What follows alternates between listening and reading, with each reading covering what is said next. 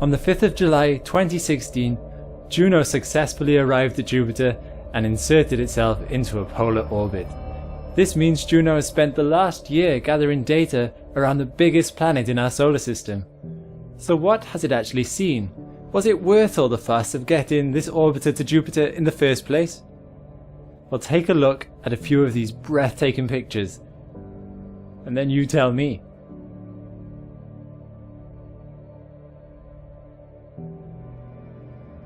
Of course, Juno isn't just an expensive camera and has been performing several different scientific experiments as well, and the results have completely changed the way we understand the solar system and Jupiter. So what has Juno been doing? It's in a highly perpendicular orbit which brushes over the planet at its closest approach, only 4,200 kilometers above Jupiter's atmosphere. The furthest point takes Juno out over 8.1 million kilometers. Each orbit takes 53 days to complete, and it will complete 12 orbits by the end of its mission in July 2018. At the time of making this video, Juno has completed Perijove 6, or its 6th closest approach, so we're about halfway through this mission. As Juno is in good health, it could be that its mission is extended beyond 2018. One of the reasons Juno approaches so close to the planet is to avoid Jupiter's powerful radiation belt. There is a gap where the planet ends and the radiation belt starts, and Juno exploits that.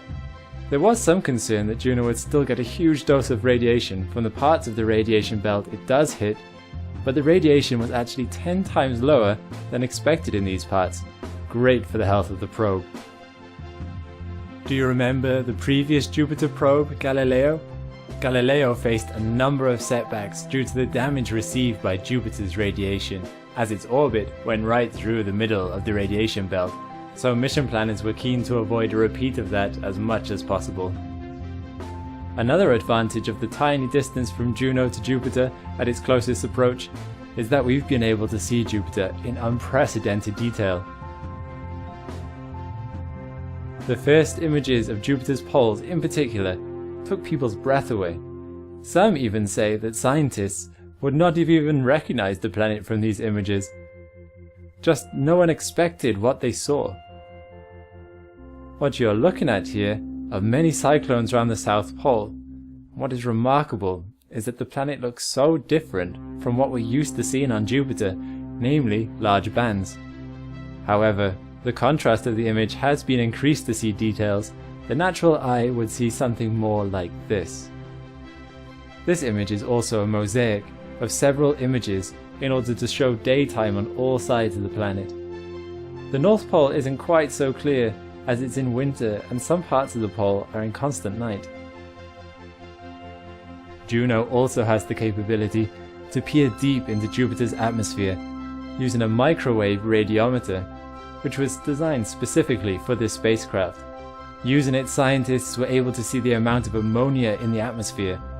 What they didn't expect to see was this band of ammonia around the equator, ammonia being orange in this image. The pillar drops down from the cloud tops over 350 kilometers, the limit of what the MWR can see. Scientists are very puzzled by this, as they expected to see an even distribution of ammonia throughout the planet.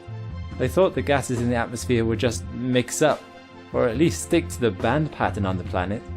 But these results are far from that. This shows how variable the planet is under the top layer of clouds. Previously, scientists had predicted that Jupiter had a solid core, but using the gravity science instrument, it seems a lot hazier or fuzzier than they would have anticipated. This could imply the core is not solid, it's dissolved, or it doesn't exist at all. And it may be a while yet until we understand the truth about this point, when all the microwave, radio wave and magnetic field data have been combined to give a more complete picture. Speaking of the magnetic field, the results from this also came as a surprise to scientists. In some places the magnetic field was stronger than they expected, and in others they were weaker. These patches you see also imply the magnetic field is being generated above the core of the planet, as it's quite irregular, perhaps originating in the metallic hydrogen layer. The magnetic field, as we know, creates aurora, and Juno has an infrared aurora mapper, giving us a view of Jupiter's aurora like we've never seen before. The central band in this animation is the main aurora, and this moving point to the left is caused by the closest of Jupiter's Galilean moons, Io. The tail of the point is the remnants of Io's orbital motion. The whites and greens from this image are ions striking Jupiter's ionosphere from space, and the reds could be ions coming from the planet itself.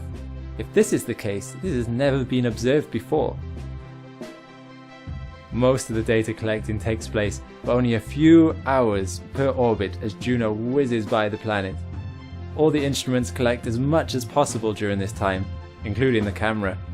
This remarkable video is a time-lapse of Jupiter approaching the northern hemisphere and leaving again as it looks towards the southern hemisphere. And this image is a collection of all the frames that were used in the video. As Juno approaches the planet, you can see the storms around the North Pole, and gradually the view shifts to the mid-latitudes. Zooming in on some of these shots, we can see the classic swirls and patterns we expect on Jupiter, but having a really close look, we can see these white specks. These specks are actually water or ammonia ice clouds, as can be seen by the shadows they create. They are higher in the atmosphere than the rest of the cloud layer, and although they look small, they are actually over 50 kilometers wide. Jupiter is just really big, so it looks small. Now you've noticed them once, you'll start to see them everywhere. Due to the freezing cold temperatures at this altitude where the clouds are, and because they are made of water ice, it could very well be snowing on Jupiter. Remarkably, we are still learning so much about our giant neighbour. You might have thought that because it's the closest and biggest gas giant, we would have a pretty good understanding of its mechanics. It seems with the arrival of Juno, however, we still have a lot to learn, and there's probably questions we don't know yet, let alone answers.